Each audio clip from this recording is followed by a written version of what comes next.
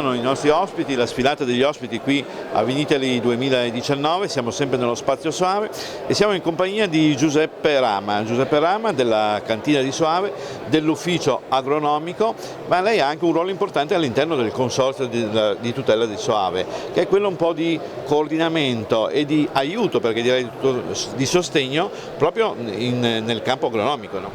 Sì.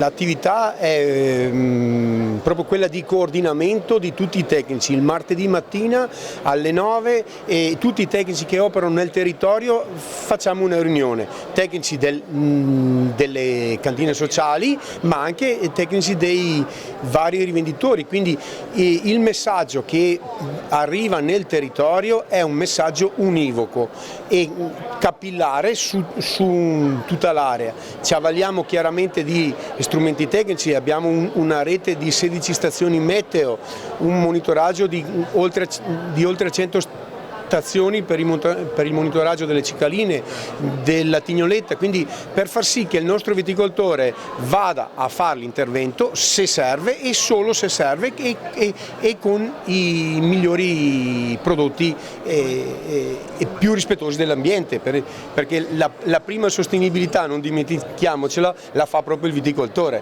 E poi è importante anche ricordare questo messaggio che è a tutti univoco e omogeneo, in modo che non ci siano azioni che...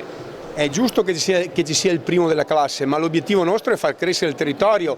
Se l'area del Soave ha avuto questo riconoscimento, io penso che sia merito di tutti, perché ognuno ha portato il proprio mattoncino. Bene, ringraziamo Giuseppe Rama, continua sempre sulla web tv del Consorzio di tutela del Soave il giro di consultazioni, di informazioni che vi vogliamo dare. Grazie e a più tardi.